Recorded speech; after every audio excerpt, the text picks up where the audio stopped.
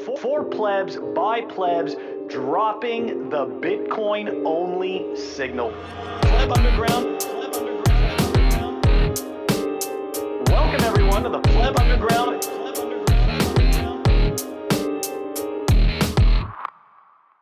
Pleb Underground, episode 76. Not spamming you just for the clicks. Bitcoin's #1. There's no relegation. No politics from this delegation. Not dealing the hopium for your relation. Hodl-keys for years passed to a relation. Pain is compulsory, but suffering's an option. We need more scaling for real-world adoption. Give it to me, come here, she beckoned. Told her it's only in bed that I come second. She knows like Bitcoin, we're up all night with high heels. She's at my block height. Send her home in an early taxi. Bend her, roam, there's no backseat. Not a taproot wizard, but she's under my spell. What's her name? Nah, I don't kiss and tell. I like philosophy, so I'll quote Nietzsche. A real man likes two things is what I teach her. Danger and play, no bug, it's a feature. Dangerous playthings, can't let them beat you. No stress in this area, she likes the strength. No need to explain, it's under tension. A little excess, she loves the length. No need to strain, here's the extension. They say black don't crack, well pale don't get stale. Keep working yourself and you can never fail. I'm the man fighting off leeches, never slipping. Off to get a tan, these beaches be tripping. Espresso martini, I craft the barman. She knows I got the whips, but I'm not the car man. Can't take the Ben out of Ben. Each of my girls rate 10 out of 10. In my time, I tell them when. They're locked down, each one in my pen. Not in a cell. Find a bell and dance. The only L I'll take is L enhance. Nicely done, Walton. Really enjoyed that. And guys, in case you didn't understand, who is joining us today? We've got a very special guest, fellow Bitcoiner, pleb, and I'd say coder as well, right? We've got Rearden. Yep. Rearden, man, thank you very much for joining us. Yeah, thanks for having me. Excited to talk about all things Bitcoin and L enhance. Yeah, it's most likely going to get muddy because there is a lot of drama out there in Bitcoin, and I definitely want to get your takes because I've seen you there in the trenches, man. I've seen you in the trenches asking questions that are triggering people. Okay, so it's good stuff. Anyways, guys, we are going to move it on over to the numbers. Yeah, the numbers, of course, brought to us by Timechain Stats and Timechain Calendar. What do they look like this week, Phil? At the time of this recording, the block height is, where is it? 831,717. The Bitcoin Fiat Exchange, 51,145.17. Total public Lightning capacity, 4,771. Moscow time, 1955. Fastest fee, we're looking at 20 sats per VByte. Days to the halvening, that's right, 57. And the chain rewrite days, 662. Guys, the numbers. Good numbers, bad numbers. Good numbers. What was the fee rate again? Fee rate was Moscow time 1952. 26 average fee rate. So yeah, went up again. But it's cheap, right? 20 sats per VByte. Yeah, it's still pretty good. Is anybody really minting anything? Are they even minting? Anyways, all right. Let's take a look at our first numbers article. Here we go. It is argued that this could have been part of REKT. Okay, fair enough. It's argued that it could have been part of REKT, but I think this is a great tweet here from Jameson Lopp, and here we go. Some estimate, at Calvin Ayre has spent $100 million to $200 million over the past 8 years supporting Craig Wright and the BSV charade. Was it a wise investment? Calvin had simply bought $100 million worth of BTC when Craig came out in late 2015. It would be worth over $14 billion. Let that sink in. So yeah, it could have been. Phil's renamed Calvin Ayre to Calvin Ayre because Calvin has quite a lot of ire for the bullshit that Craig has put him through now at this point. I'm guessing Craig promised him some cut of the million coins that Craig has, right? And Calvin's not going to get any of it. Yeah. You think Craig has a lot of money? What are your thoughts? Do you follow any of the BSV crap? You actually write code, so if you don't, I totally understand. I don't follow the BSV crap itself, but I keep a little bit of an ear to the overall Craig Wright shenanigans and Calvin Ayre.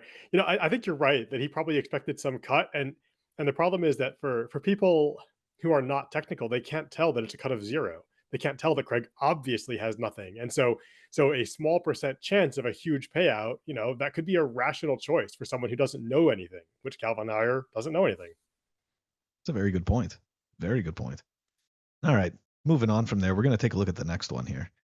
Okay, so we've got this tweet here from Game of Trades, and this is shocking. The market is up 5,000% since 1970. Of course, talking about the U.S. market, right?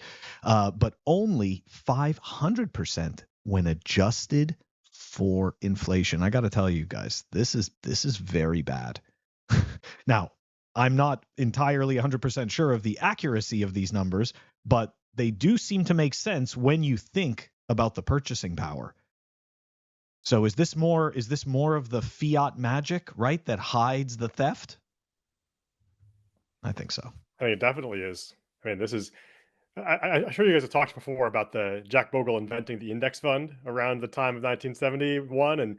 And so sure enough, here we see that the only way to survive since then has been to use those index funds to be protected from inflation. So makes perfect sense. Interesting, isn't it? But it's really sad because those gains aren't even real gains, right? Like the most important aspect of it is the purchasing power that I believe is the purchasing power that we lose, and it's the piece of the pie, like it's the piece of the puzzle that they remove, right? So you're just sitting there thinking it's this wonderful, glorious future where you've made so much. Anyways, Walton, what are your thoughts? So index funds, what I had my money in before I found about Bitcoin. Not that I had very much, but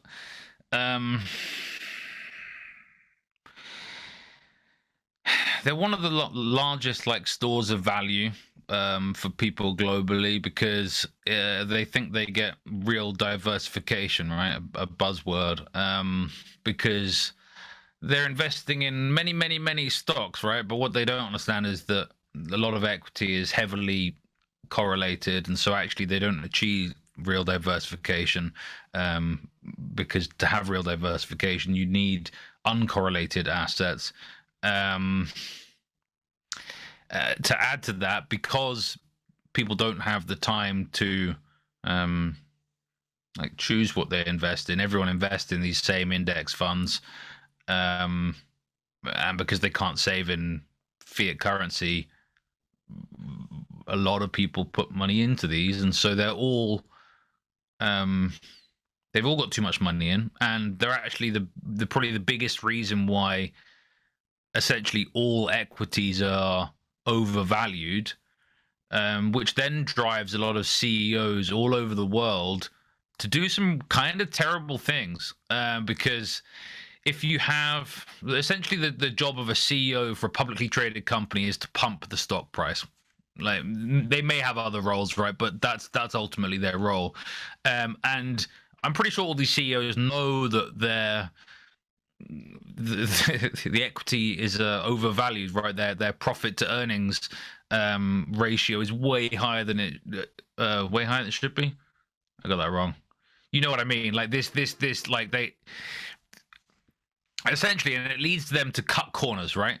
And so you know about shrinkflation, you know about prices going up, but it also leads to them, I think, doing real pollution, right? Like real degradation of things. You get poor training, you get all sorts of things that essentially contribute to kind of societal erosion, and people hating their jobs and being forced to cut corners even though they don't really want to. But it's because, those up top who pay the bills, who pay the salaries, are telling them they have to do that, because otherwise these juggernaut corporates don't make any money. I think you make a very good point. Oh, go ahead, Rearden. Oh, no, I agree as well. There's a huge distortion in this overemphasis on quote investing, which is what should have been savings traditionally. And it really messes up the way markets work. I think before the index funds, investing was a more conscious thing. And so if you invested in a company, that was a deliberate action. And therefore, the CEOs actually did have the ability to have a longer term outlook because they had intelligent investors who were deliberately invested in that company's long-term vision. But with the index funds, it does become exactly what you said, of a quarter-to-quarter stock price pump. Yeah, it sadly is, and I can actually provide a little bit of an example to that type of scenario. The company that I used to work for, I remember once because of the position that I was in, we ended up being in a small meeting with the directors, right, of the company, the board of directors, and the CEO. Okay, so essentially, right, they were explaining how like our business was at a crossroads. I worked in the access control space, security space. Businesses were at a crossroads, and massive innovation is needed. Now, I worked in the office that had the quote unquote the innovation center, so to speak, right? And what the board of directors did, which was I thought was very interesting, is they had the CEO standing there, and one of the main guys, I guess the one that was chosen to speak on their behalf, not the CEO, right? Like some guy that the board of directors chose to speak that was not the CEO, stood up and looked at us, and he goes, we need you all to innovate. And if you're not going to do that, then we're going to find people who do.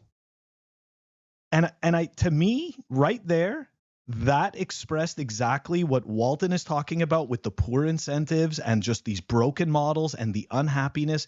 Like, I genuinely feel like innovation doesn't come out of a box like that, like a corporation like that. Like, I kid you not. I mean, I worked directly with engineers, guys who were creating things out of nothing, right? Like it's just an idea, and then all of a sudden it becomes a piece of software, and all of a sudden it gets applied to a piece of hardware. And these guys, like when we got up from that meeting, they just looked at me and they're like, that's not going to fucking work. So like there's so much detachment, right? That's my point is there's extreme detachment between essentially a person and what they're building and these these faceless boards of directors, Anyways, it's really sad. Yeah, I had a VP of engineering come to me and say the code coverage should be this number. And I was like an engineering manager at the time. Of course, like that's not how it works. You don't as the VP or as an executive come and demand a number. You want people to have autonomy, and you ask them, how are we going to improve this outcome that I want? But you don't just demand a number out of them or demand innovation. You can't do that. What was the number that you're they're saying they want like a certain number of like lines of code, or what's the? They wanted a certain percentage of code coverage with tests. So he was like, the code coverage Oh my in your God. group is 70%. It should be 80. Sorry, just for those of us that don't understand this term, what does code coverage mean? That's the out of all the lines of code you have, how many of them are executed by a test run? Yeah, essentially, how many of them do you get through QA, right? Like quality assurance. So why shouldn't everything have QA? So in software, a lot of times you write code that may be executed, but is very hard to actually execute. So you might have an error case that's only going to happen if a cosmic ray strikes your chip in this very weird situation, but you still want to have that error case in your code, but you can't trigger it in a test. That's the most common reason you wouldn't have test coverage for something. Similar with like UI code, if you have a user interface and users are going to click on all these different places, it's very hard sometimes to get an automated test that triggers every possible case, but you still wrote the tests or wrote the code to cover all of that. And so there's a various theories of how you can improve code coverage. Like the Bitcoin Core project, for example, has almost 100% code coverage because it has a fairly small UI surface and a very large consensus kind of complex backend stuff, and it's very important. So they invest very heavily in code coverage, but most software does not have that level of test code coverage. Thank you. Right. So this essentially is a result of suits and data driven management of companies and them not really understanding what they're doing. Yeah, exactly. Because code coverage is a choice that you apply based on what your users really are going to benefit from. And so in some places it matters a lot, like Bitcoin, but in other cases, if you can move quicker and have very good quality with a kind of much lower code coverage level for some products. Just remember that not you, Rearden, but I'm just saying like in general, right? Like the timeline for some reason seems to be very important. So I remember what used to happen with us was like, let's say there was a major release, right? And you have like, there's like 1,000 bugs, right? That had to get checked, but the date for that release, according to the board of directors and what's going to be reported up is, like February 24th. Well, whatever bugs you've tested up to February 24th, that's what's tested, and then it ships. And then the stuff comes back from the field, right? And it's like, oh, we weren't aware of that. It's like, no, that bug was written like 8 months ago. Like we just didn't fix it. So there's, unfortunately, it's kind of a slippery slope when it comes to a lot of that. You end up with a lot of minimum viable products. A lot of that. Yep. Anyways, guys, let us know what you think. Put it in the comments, and that wraps up the numbers. We're going to move it on over to, it's going to be the spiciest part of the show, I think, the Fireside Chat. The Fireside Chat is brought to you by BTC Pins. Check them out at btcpins.com. He's got awesome pins, fantastic themed pins for Bitcoiners. Check out my collection. Use the code PlebUnderground for 5% off awesome pins at btcpins.com. Welcome back, everyone. It is the Fireside Chat, and joining us, we've got fellow Bitcoiner Rearden. And man, we are going to dive into it. I'm not sure exactly when I started following you on Twitter, but I pay attention to a lot of your threads. And I see a lot of the conversation going back and forth. I know that you're quote unquote signaling for L enhance. And I guess before we dive into all of the absolute shit show and the craziness that's going on between all of these proposals, the social narratives, the quote unquote attacks, and all of that, I guess, can you give a little bit of background? Because I saw that you worked for some interesting people before. I saw you worked for Kaza Sodal and BitGo. Sorry, Kaza Hodl. He used to work for Kaza, yeah. I was actually a customer once upon a time. Me too. I'm pretty sure. And then I left when they turned shitcoiners. Maybe you did something similar. But Rearden's also been. And I was like, who's this guy that used to work for Kaza that followed me? And then I was like, this guy seems kind of smart. I'll follow him back. And he's actually been hosting a bunch of really good technical spaces on Twitter more recently. Which I very much appreciate. Yeah, so I've been in Bitcoin a long time. As I think a lot of people, this is true for. I've been in Bitcoin too long to be as poor as I still am. That's just kind of the way it goes. But yeah, I came to Bitcoin very naturally because I was a software engineer and anarchist before Bitcoin. So it was a natural fit and got into it early. And then when Bitcoin pumped past 5,000 for the first time, I kind of realized this is not just going away. And I have to use my skills to improve Bitcoin. And around that time, Jameson Lopp posted looking for engineers at Casa, back in engineers, like I do that. That's what I do. And so we had a couple conversations and I went over and joined them just before the first customer came on at Casa. So I think I got there. And speaking of code coverage in the last segment, they had gotten everything working, but they had a backend that was basically untested when I got there. So I took Casa's backend and took it from untested to fully tested, basically in time for the first customers to get on and start putting money into it.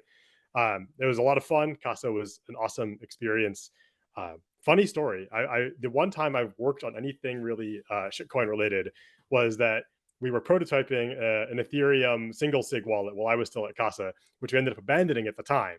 And then some years later, they did indeed add Ethereum to the Casa wallet.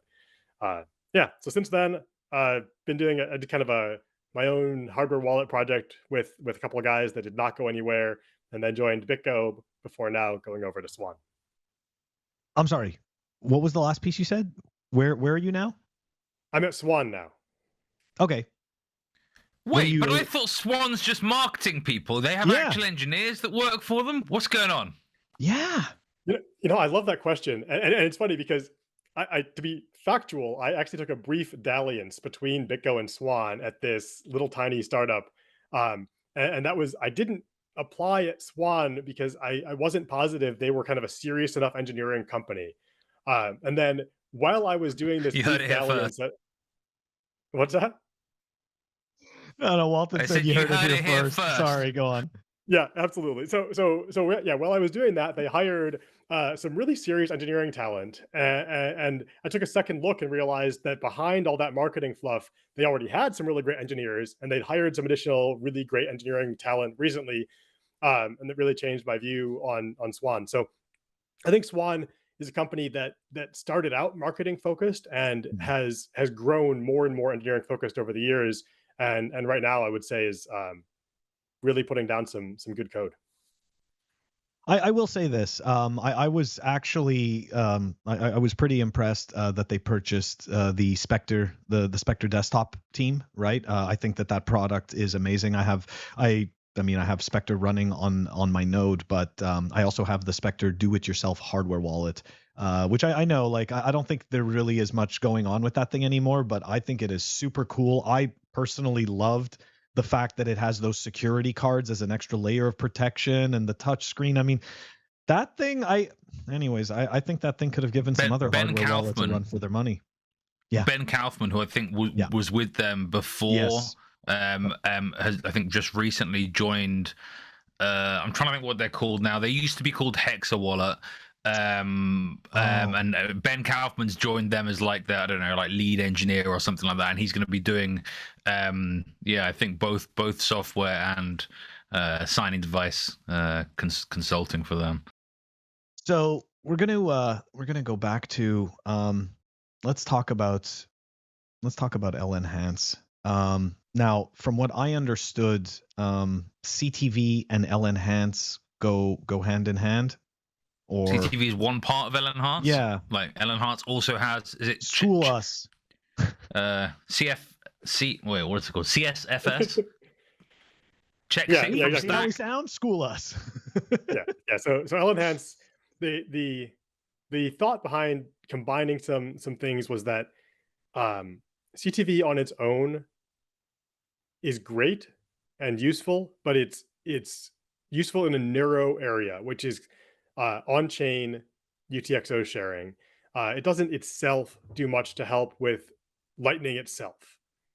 So by combining CTV with CSFS, checksig from stack, you can do much more to enhance Lightning because Lightning depends on signed updates to shared UTXOs.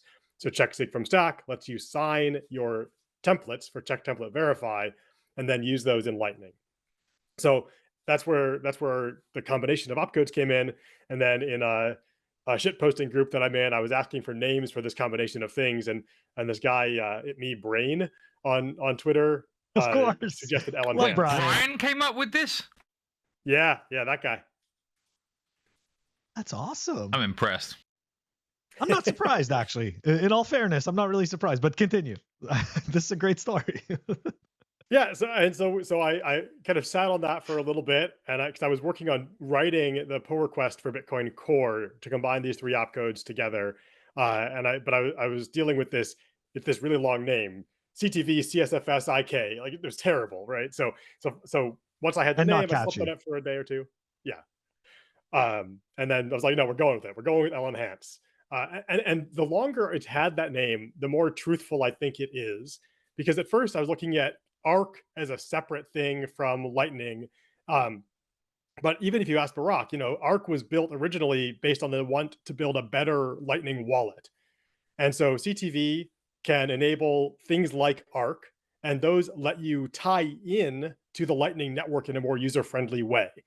And then it also, L-Enhance also enables Lightning Symmetry, formerly L2. It also improves the scripts for point time locked contracts that a lot of people want on Lightning. And so it really does end up being this big set of ways to better connect the Lightning network and to connect to the Lightning network better. Okay, so let me ask you this. What shit coining does all of this enable? Right? Because let's be honest, right? Like we always, as you know, right, being in Bitcoin, I mean, again, you write code, so you probably see a way more nuanced side of this than I do. But for me, it's like I always end up seeing all the virtues of everything, right? Hey, we're going to enable this, and this is what it does, right? These are all the great things. So what type of like ridiculous shitcoining do you think that we are going to be able to see as a result? Because for some reason, everything that comes into Bitcoin enables some type of a thing that we don't want, as well as things that we do want. So just trying to be, objective. Yeah, and to be honest, part of the reason I chose these three opcodes to actually write a pull request for, because I'd been working on Covenant stuff for about a year before hitting on this combination, and I'd propose my own thing and all this stuff. So the reason I sat on these and kind of went forward with this path is because the surface area for that kind of thing is much smaller here than with other things I've been looking at. One way to look at it is check template verify is exactly one hash mode, one way of reducing the transaction to a hash that can be verified. Mhm. Whereas the any prev out proposal is what they say, just some sig hash modes, but it enables 6 new ways to hash the transaction when you're signing it. And so this CTV is a very restricted change and that only has one way of hashing the transaction. That makes it easier to reason about what all it can do. Mm. So less than a lot of other things. That said, when I kind of think expansively about what can be possible with CSFS and CTV, the biggest place where I think there's a connection to shitcoining, let's say, is that with checksig from stack, you can check a signature on anything you want to put on the stack. And that could be a hash of the transaction in the case of CTV. It could be a time lock. If you want to have a variable time lock that you can sign different time locks, different purposes, you could use checksig from stack to do signed time locks. But it also means you could sign, for example, an Ethereum transaction hash and link to an Ethereum transaction with an atomic swap in that way. But you could already do that with discrete log contracts. So the place where I see it tying into shitcoining is that, and it's something that you can already do with other mechanisms. So there is a tie-in, but it's as far as I can tell, nothing more than we could already do. Yeah, it doesn't sound like it increases the surface area. So okay, I mean I can appreciate that. And to be fair, you're the first person that I've asked that question to, and I've spoken to at this point I think like 3 or 4 different devs, and you're the first one that actually gave me a like a a use case or kind of like a piece in the direction of that, because for me that's all I'm trying to figure out, right? Like because in terms of the benefits, everybody always wants to tout the benefits because it's that's what sales is, right? Like you always want to be able to sell the features. Nobody ever wants to tell you about why shit is broken, right? Nobody wants to air out their dirty laundry. And I think that's kind of really important for us in Bitcoin to do. I totally agree. I mean, I think it's frankly in recent years that's become an important part of my Twitter persona. Let's say is like I'm the guy that is just honest about things. I don't sell. I have an agenda, but I don't oversell my agenda. I try to be honest about the nuances of my agenda because I think that's actually the more helpful thing in the long term, even though it may not get me as fast forward right now. So what you're saying is basically you're Shinobi, but you can actually code. Shinobi and I get along well. Okay, wait. Oh, yeah, he's a good friend of mine. That's why I'm trolling him with this. Like, I think he's quite good at reviewing code, right? There are Yeah, he and I were shooting the shit the other day, and he has this ability to look at things from the high level and see how different pieces interact at a very high level that I'm not as good at. But then he can't get deep and get really concrete as to what's possible with the code itself. And so we actually work well together in discussing these things. So let's just start to trigger people. Did you watch the Pedro McCormack interview with Shinobi? I listened or did you just see the clip? Or just the clip where he calls everyone retarded. Yeah, and that caused Twitter to completely melt down and freak out. The best part of the entire incident was that the clip came out and everyone started assuming what else he said for the entire interview based on the clip, but nobody actually watched it. It was so amazing. Oh my god! And this is the other thing. I've never watched an episode of that. No, me neither. I mean, look, don't get me wrong. I haven't watched a Pedro episode in several years, and I totally respect Shinobi, but I can't watch Pedro. But what I can say is this, right? It was absolutely ridiculous that anybody who's actually listened to Shinobi, right, like regularly before he did that interview, like he really did. And Gold Leader, right, fellow Bitcoiner on Twitter, he said it best, right? Like, this is nothing that he hasn't said already. All of these things, like if you sit in a space with Shinobi for like an hour, every day. Yeah, he says it every day. What he says. These are the things that he says. So, like, why are you so mad? And then on top of that, right, like the ridiculousness about. So now all of a sudden, right? So hold on, if we are anti-filter, Okay, because we're gonna get into all that crap too, right? It's like, why not? Everybody's exhausted with it. Let's just keep talking about it. Like, so somehow, if you don't support the people that want to filter, then you're a fucking spook and a JPEG supporter. So like, it's like, so all of a sudden we're just all polarized into these camps, right? You're either for filters or you're against filters. It's like, Filter boys. Well, Like, that's every time why in my head Portland it's like Logos- Team America. They're like, filter boys, fuck yeah. Like, but yeah, they're just but I'm puppets, picturing right? the Island Boys though. I don't know.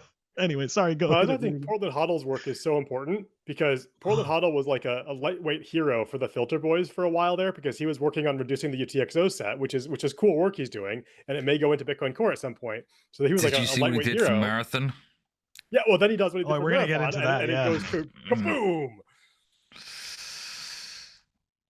You know, PlebUnderground shares a lot of the tutorials that Portland Huddle does because they're fucking amazing. Okay, and this is to the point, right? Like, guys, you know, like this guy is not an enemy to Bitcoin. He is a code writer that is writing code, and quite possibly he may understand what he's doing a little bit better than some of us who have absolutely no knowledge in that domain, and really our opinions, right, for lack of a better term, are just fucking useless in some cases.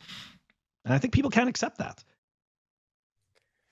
Yeah, I think what Portland did is so important because it shows the baseline facts of the matter, which is that miners will mine profitable transactions because it's in their best interests, and because that's a baseline fact, pretending that's not true isn't going to help us improve Bitcoin. Wait, so it's not within about that like to improve ethics, Bitcoin, like though. there's actually incentives drive behavior? What? So yeah, I know okay. it's So hold on. I also heard this other thing about somehow miners could be incentivized to take on. Okay, right? Because what people are imagining is that people are going to go and use Slipstream. Okay, that's what we're talking about, guys. Slipstream, that announcement from Marathon. So that people are going to use Slipstream and essentially kind of like, you know, just pay exuberant amount of money, you know, for these transactions, crowding out, right, the cheaper transactions, which before, if I'm not mistaken, before Slipstream, we were already seeing this more expensive. Like, I know it sounds crazy, but like you guys said, like the miners, right, they're incentivized to mine the most lucrative transactions that they have.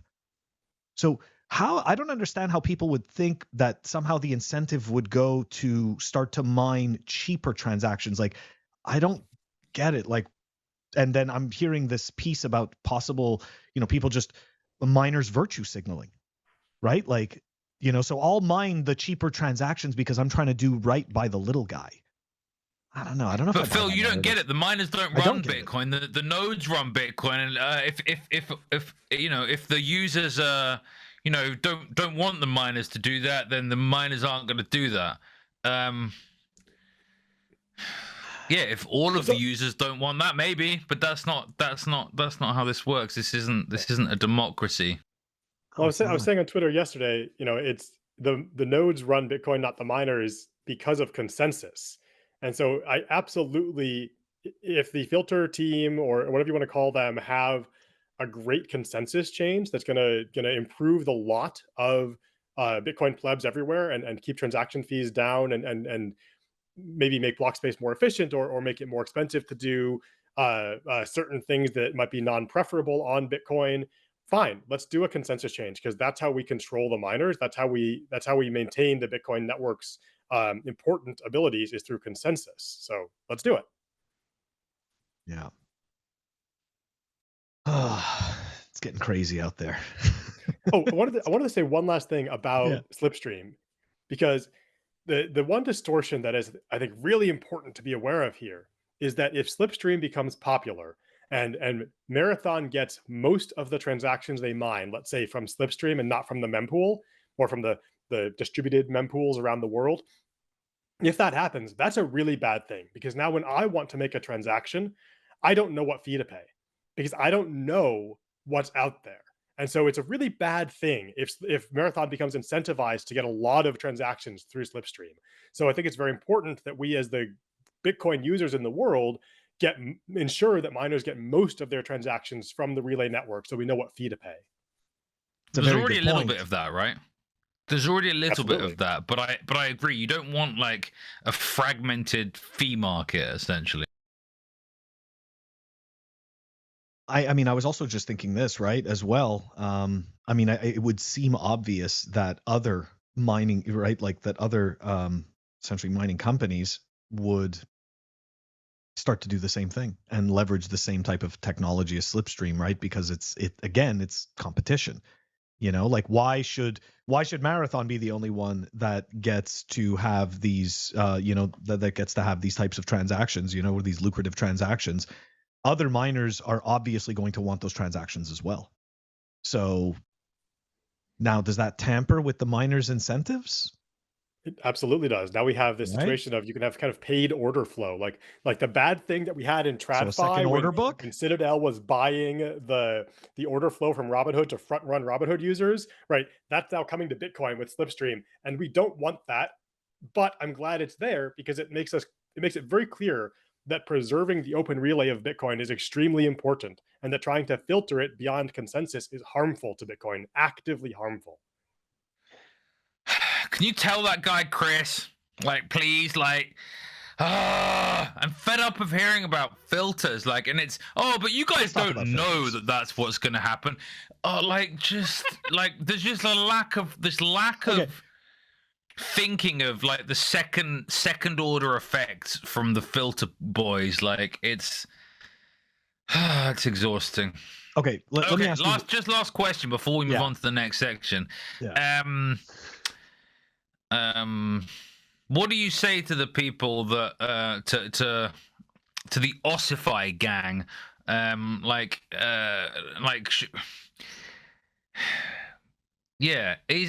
these upgrades some sort of attack on Bitcoin? Like, I mean, I personally don't think they are, but and I think we got to have something to scale Bitcoin, but I don't know. There's a lot of mixed messaging on Twitter, and I think you see a lot of proponents of these scaling solutions. Sorry, a lot of the proponents of scaling solutions are intelligent technical people, other intelligent people who are less technical, and then like various shitcoiners and corporate people like David Bailey. Like how We'll talk about him. How do you? What do you have to say to the people that say, "Oh, David Bailey likes this thing, so therefore we shouldn't have it"? Don't trust, verify. Do your own research. Like the classic Bitcoin sayings apply. Are we here. past that point though? Like, not everyone can read the code, right? Like, not everyone can think about the effects. Like, well, apparently nobody can read either. So it's like, yeah, I think you're right that they can't think about it themselves necessarily, but if you let something be poisoned by a certain personality that likes it, I think that's a very toxic trait in anything, frankly. That's not how ideas work. And that's why I broke kind of my privacy cover this year or last year to start talking about this stuff, is because I saw people not feeling enabled to think about things, and kind of having to trust a wizard on one side or a suit on the other side. And one of the skills I've developed over my years in the field is being able to at least somewhat communicate about highly technical things in a way that people can understand. So I took that skill on the road, and here I am on your podcast and elsewhere. So yes. People can verify. I think more people than realize actually can think these things through and reason about what should be done on Bitcoin. So to the Ossify crew, I would say, think about it yourself. Is it okay Bitcoin right now, where the absolute maximum, if we perfectly optimize Lightning and every person only needs 2 transactions a year, we get 100 million people on Bitcoin. Is that enough people on Bitcoin? Is that all the people? When you say not your keys, not your coins, are you only talking to 100 million people, or are you talking to everyone? And if you're talking to everyone, we need to keep changing Bitcoin in some way to let more people hold their keys than 100 million. That's the absolute maximum. I think that's a very good point, and we are actually going to get into some of the Ossify stuff, because I've got a tweet from David Bailey that's kind of contentious. It's kind of contentious. Anyways, guys, let us know what you think. Hopefully we didn't trigger all of you too much. Let us know what you think. Put it in the comments. That wraps up the Fireside Chat with Rearden, and we are going to move it on over to REKT. Up next, we have REKT, newly sponsored by BTC Prague. BTC Prague is the largest technical conference in Europe, and I think one of the biggest conferences in the world. And they don't allow shitcoiners, right? Like this is kind of they're kind of based. They got a bunch of speakers. It's going to be really good this year. They keep growing each year, and now, thanks to our little collaboration, we can help you get a discount on your tickets to BTC Prague. If you go to btcprague.com, you can get 10% off if you use the code PLEB. Once again, that's 10% off if you use the code PLEB over at btcprague.com. Check yourself before you wrecked yourself. Thank you. Welcome back to REKT. Guys, this week was no shortage of train wrecks on Twitter and in mainstream media. Let's dive into it. This is a tweet from Magoo, a video of Joe Kernan talking with Andrew Ross Sorkin. We are watching Andrew Ross Sorkin cope in real time. Let's watch this video. It's only 9 seconds long, but it's got so much. Phil, I need to hype this up more. Like this was fantastic. What do you want me to say? I don't know. This was amazing. Like, I love this. This was like the most retarded thing on Bitcoin this week. Like, more retarded than anything that Shinobi called out. Like, this is the most retarded thing about Bitcoin this week. Yeah. You're overselling it, man. You're overselling it, man. People are gonna get pissed, but here we go. No, you it's a store of value. I don't appreciate store of value or say store of value, not that goes up. If it was store of value, it would stay one price. No. Like, no, you it's a store of value. Those eyes, guys. Oh my God. Talk about the cope. Okay. So here, before we move to the next ridiculous story, let's do some comments on this. So, store of value. I did not understand what his point was. Like, does he not know that the government prints money? Like, I don't get that. Anyways. Well, it's a weird thing to say that it should stay one price. It should stay one value, but value and price are totally different things right now, at least. That's exactly the point. It's so funny, that cell phone. Walton, what are your thoughts on this? I'm just gonna, so TC got a screenshot of this, and I think it encapsulates it perfectly. Look at the eyes, guys. Look at the eyes. The eyes never lie. Is he a lizard person? Like, I mean, maybe all you need is the tongue slip out. Maybe, I don't know. Like this, yeah. That's a face of a man who is coping very hard, trying to understand, and he is doing. So look, some people said, like, look, he most likely knows, and he just can't say it. I saw some comment that said that he's just doing what he's paid for, no matter how stupid he looks. I'd like to believe that he knows that Joe Kernan makes sense and is actually right and kind of understands Bitcoin, but Andrew Ross Sorkin has had so many self-owns that I'm not sure. Yeah, people say you shouldn't blame on malice what you can blame on incompetence, and I'm pretty sure this is just pure incompetence. At the same price. So, brainwashing is a powerful thing.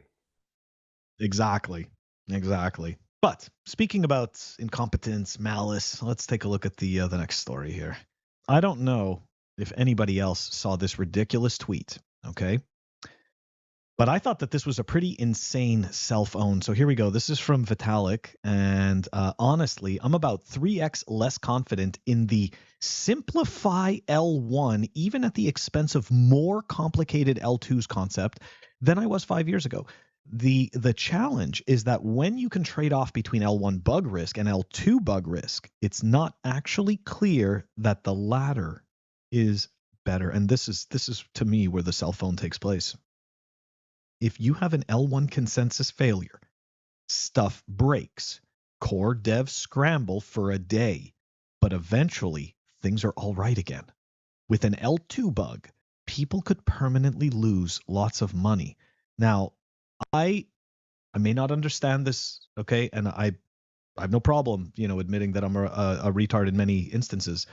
But if an L2 is built on top of an L1 and the L2 fails, shouldn't L1 be the secure layer that holds that, so that even if the losses occur on L2, everything still exists in its most raw form on L1? Am I missing something? Like, does this just, I don't even know what the hell he's trying to say. Like, is he just saying that, like, somehow it's not as important? Like, the base layer is not as important? Anyways. I took what he was saying to be more along like a control thing. He's kind of saying, I can control what happens on L1 on Ethereum, and that control lets me protect people from getting wrecked. And so I think that's where his brain was at. He's like, we can fix it if it's on L1. And he's thinking back probably to the DAO hack, where because the DAO was anchored to L1, they could roll it back and fix it. So there's truth in that regard, because with an L2, even if an L2 is theoretically anchored to the L1, actually, Shinobi was talking about this the other day. If there's data loss in the off-chain data, let's say it's a ZK rollup and someone loses part of the ZK proof, that's now a permanent loss of funds in the L2. You can never recover the state of the L2 because the ZK proof data is gone. And so I think that's what Vitalik is thinking about here. But yeah, it's a very strange statement to make. So is it a real L2 though? I mean, that kind of, and I guess that's philosophical. I guess that's kind of a philosophical question, right? Because the way that the way I see L2s, because of the way that Lightning is built, and I understand that there would be off-chain and and stuff like that, but in terms of Lightning, right, it's like that transaction still has to be, that channel has to be opened on the base layer, and it still has to be closed on the base layer. So technically, the base layer has knowledge of at least the opening of that transaction. So I don't know. Yeah, no, I think it is a huge self-own, because the premise that the core devs can basically roll back the chain is just this huge self-own. Right? It's like, hey, we're centralized and it's all about me. Sorry, Walton, go ahead. The way I'm gonna try and use an analogy here. I think this works. Like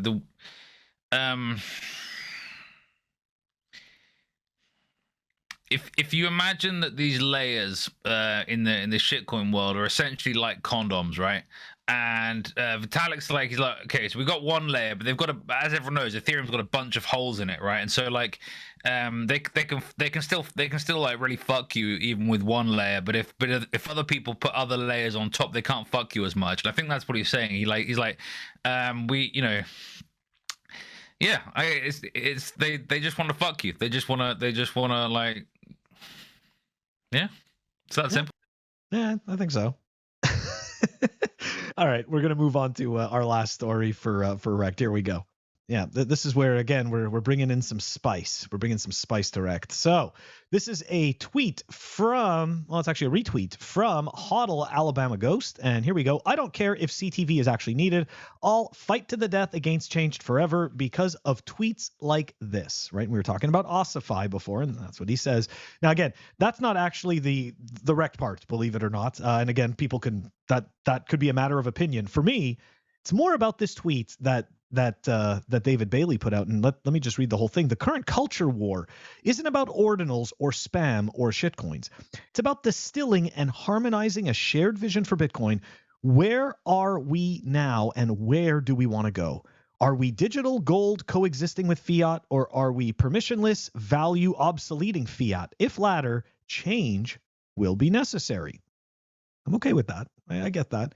The next BIP, then this is where it gets ugly for me. The next BIP that achieves consensus realigns our direction, whichever faction led its activation effort will have the credibility to suggest what's next and to set the tempo. Unique moment with significant implications, in my opinion. And this is where it gets muddy. Now, I'm not saying what David Bailey said. Like, I'm not saying what he said is somehow wrong, but I'm saying what he said implies something very dangerous, right? And that is, and this kind of reminds me when we had Jimmy Song on here and he was talking about Picasso and how Picasso's art sold. Picasso, he was a brand. He created a brand out of himself. And this that tweet kind of signifies the same thing, right? That if the person who pushes the effort that gets rolled in, all of a sudden, they become the brand of who to trust for Bitcoin. And I think that's where it gets really muddy and dangerous. Guys. Phil, you mean like how some people like wear like a cowboy hat to create a brand, sell books? Like, yeah, I know what you mean. Yeah. Good example though, right? I mean, it's not, but the point is he gave the valid example about Picasso, right? So I mean, I kind of like Picasso, but I just each to their own. Yeah, no, of course. But I think that goes in line, right? His story like kind of goes in line with that. Yeah. What are your thoughts, Rearden? It sounds like David Bailey is thinking that we need like a roadmap or something, and that sounds awfully a lot like Ethereum to me. So I'm pretty hard to disagree with what he said here. I think wasn't Vitalik like an early was he the co-founder of Bitcoin Magazine or something like that? And maybe they're kind of buddies. Oh, wait a second, didn't they all invest in Taproot Wizards? Oh, interesting. Don't talk to me about Ordinal's wallet. Sorry. Go on. So yeah, I think we need to really be honest with ourselves, and Bitcoin will never have a roadmap. And fortunately, the kind of few people who could have potentially set a roadmap for Bitcoin, kind of the Peter Wolla, Greg Maxwell's, have stepped away, and that's such a good thing.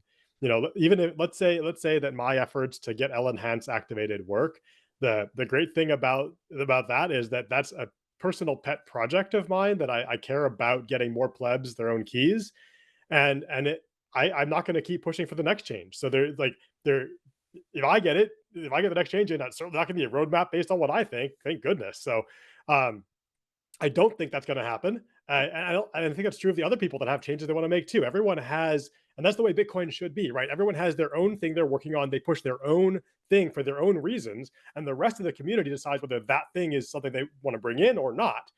There's no group setting a direction. That's just not the way this works, thankfully. Yeah, absolutely. Guys, let us know what you think. Put it in the comments. That wraps up REKT, and we are going to move it on over to the Hopium. The Hopium. The Hopium is brought to you by CypherSafe. Check them out at CypherSafe.io. Guys, at this point, you need a seed plate, okay? I'm not even going to sit there and tell you that you don't. You do need a seed plate, and you need one that is virtually indestructible. And why not have it made by actual Bitcoiners? Check out the Cypher Grid from CypherSafe. Comes with this awesome little punch tool. Check it out at CypherSafe.io. Also from CypherSafe, check out the Bitcoin Holo Triangle. That's right, 16 ounces of solid titanium, beautiful Bitcoin branding. Check it out at CypherSafe.io. That is the Bitcoin Holo Triangle. Welcome back to Hopium. I have a few stories for you this week. The first story is there are now other companies buying Bitcoin to have as part of their cash reserve. Yeah. It's another software company. It's Reddit. But they're also buying some shitcoins. They're buying Ether, and then apparently Ether and Matic. So yeah. Sounds like they know what they're doing. Not. But it does say, somewhere there that they have a the Ether and Matic received from sales of virtual goods was not material for the years ending 2022 and 2023, but they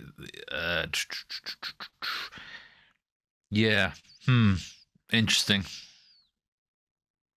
Gents, your thoughts?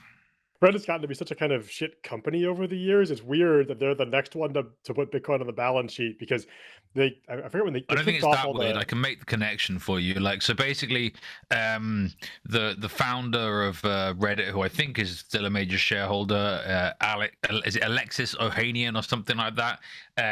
He married like the most successful female tennis player ever, Serena Williams, who is a big Bitcoiner and shitcoiner. I think she promoted some shitcoiner at a previous conference, maybe even. But anyway, please, your thoughts.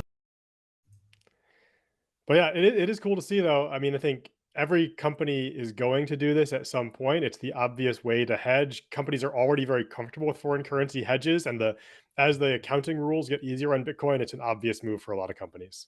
I gotta say, didn't Reddit have their own shitcoin at some point, right? Was it not them? Or I'm confusing them with Steam, I think. No, wasn't it Red? Like, wasn't that the ticker? Like REDD? Anyways, I don't know. I got to go back and take a look. I feel like they had their own shitcoin. Okay, so look, I'd say this. I'd say that they know that. So interestingly enough, right? I think you'll have some companies which are already successful and just kind of want to back that up and put Bitcoin on the balance sheet. And then you have other companies that know that they're a sinking ship and they're about to go down, and they need to make sure that they don't go down. And Bitcoin becomes their lifeboat as well. And I know people are going to hate me for saying this. I don't really care, but I don't know anybody that uses, I've never even, and I worked in a corporate environment with corporate applications, mission critical stuff. I never heard of MicroStrategy before Michael Saylor came to Bitcoin. So yeah, I think it's like, look, this can save our company. Anyways, I know everybody hates. I was wondering which bucket you were putting MicroStrategy in. I was like, they're definitely, you know where I'm going, Walton. The second one. I was just double checking here because I think Reddit, both companies are in that thing, right? They're like, how do we stop the melting ice cube that is our company? Yeah, I think there's a bunch of people that like have used MicroStrategy products and then just completely forget about them, like just completely unmemorable. They do business intelligence, right? Spooky stuff. Anyway, that's enough about bullshit fiat companies. I have some real hopium. Something that I think is quite exciting. So Brains, one of the smaller mining pools, but a mining pool nonetheless, are introducing lightning payouts. I think this is very exciting for two reasons. One, it's better for privacy than miners receiving UTXOs, and two, I think it's also better for solo miners, people that have small amounts of hash rate. They're not going to have a bunch of small UTXOs or have to leave it with the pool and do a withdrawal later. And so there's more self-custody of mining rewards without small UTXOs. Yeah, I've not read into it, but it sounds very, very exciting. Your thoughts, gentlemen? Does Brains offer solo mining? I'm curious. Oh, sorry. When I say solo mining, I'm misusing the term. Sorry, I mean as in it's not. I mean home mining. Sorry, not solo mining. I mean home mining. I mean not big corporate entities with thousands and thousands of miners. I mean there's like one guy with an S19 or whatever it is, right? Gotcha. People that would have to, I don't know, have like a few thousand sats a day maybe is what they were earning, or a bit more, that would otherwise have to leave it with the pool or have small UTXOs.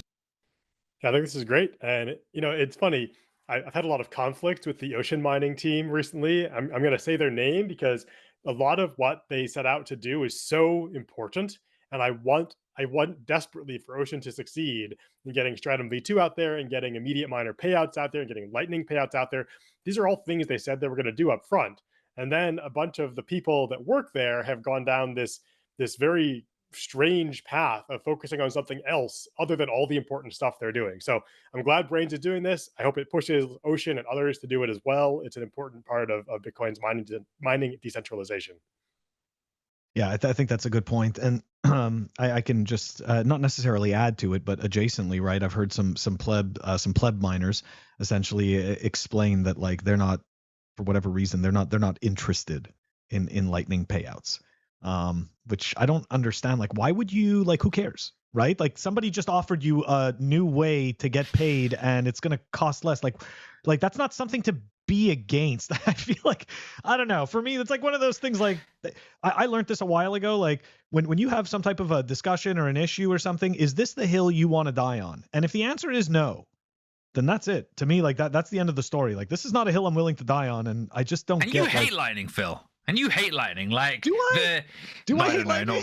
Not really, but it's like I don't know. I think there's a lot of people that it's weird. I find that there's a bunch of people that are clearly somewhat technical because they're able to mine, but they haven't worked out the technicalities of lightning, and I find that bizarre to me. Yeah, it's like, why even pick that as a point of contention, right? Like, I don't want lightning payouts. That's terrible. Not a point of contention. Anyways, I don't think you have to. It's not like they're making you only do lightning pay. Like they're just giving it as an option.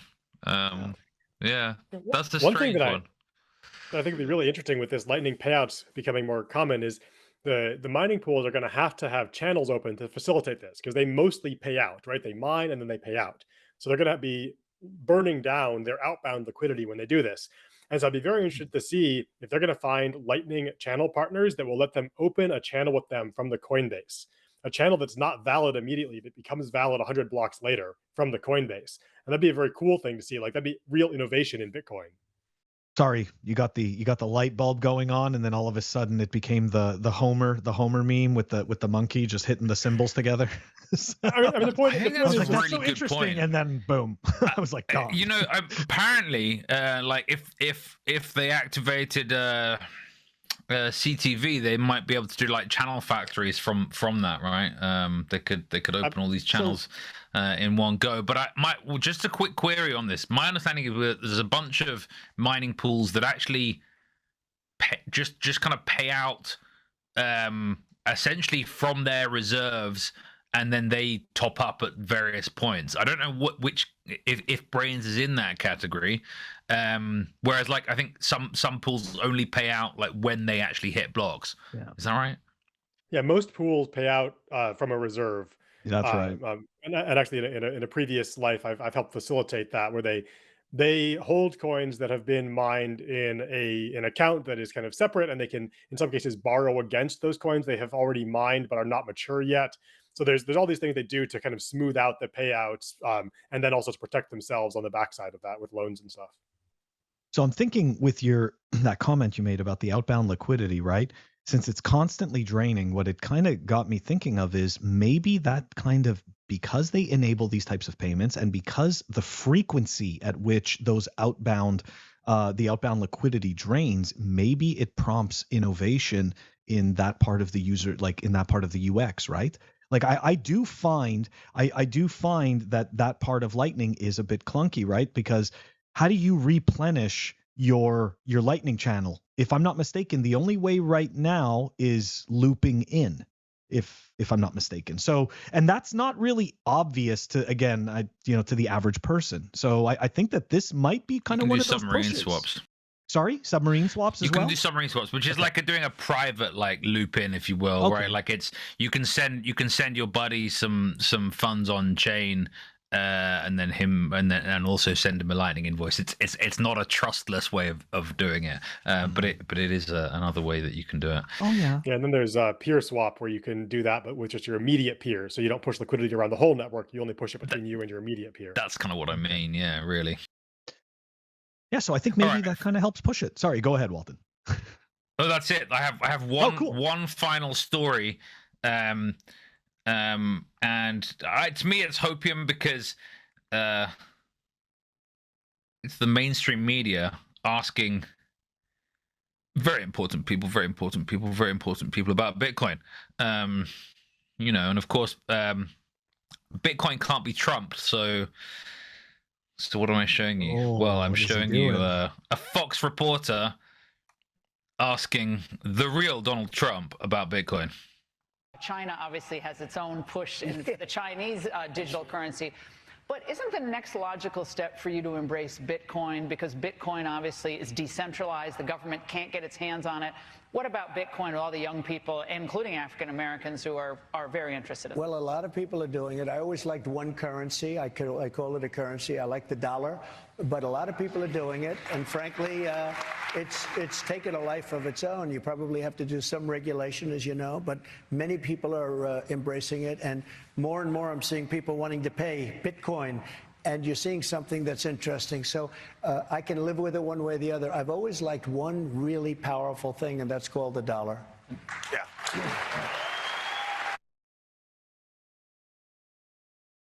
So, unsurprisingly, a US politician saying they like the dollar because that's just being patriotic, right? And repping your currency. But I don't know. I kind of liked it. Again, Trump, of course, doesn't really answer the question, right? As politicians are good at doing. But he didn't. I don't know. He was more positive on it than I think even RFK, who'll be speaking at ETH Denver soon. So yeah. Him and Caitlin Long down bad. Yep. Just to say, the angry Chihuahua. He did call it. He called it several years ago. Lots of people shat on him. Okay. Lots of people, as they usually do, they get upset at Awi.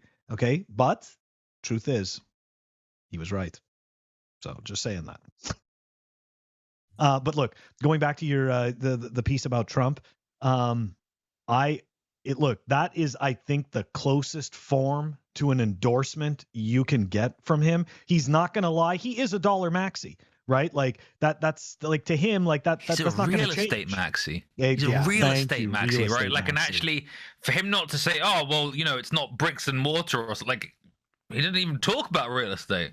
That's a good point. What are your thoughts, Rearden? I just like the word Bitcoin on an interview, with the regular media. People have avoided saying it a lot of the time, and now they can't really avoid it anymore. And that's, I think, the hopium right there. I totally very agree. Well said. Yeah. And that wraps up Hopium for this week. Phil? Guys, that wraps up the show. I always prompt you for your comments because I want to know whether you love or hate us. So let us know. Put it in the comment. Don't forget to like and subscribe. Help us grow the channel. And don't forget to check us out on our audio-only platforms. Apple Podcasts, Spotify, and Anchor. Before we go, Rearden, if people want to find you, how can they get in touch with you? I'm ReardenCode, REARDEN code on most platforms, GitHub, Twitter, etc. Awesome. We are going to put that in the show notes. And guys, if you want to stream us sats, you can always stream us sats through Breeze. Anyways, Walton, how do we end this one? Fuckshitcoins.com. Please like and subscribe. We will see you next week. More toxic than the most toxic Bitcoin maxi ever.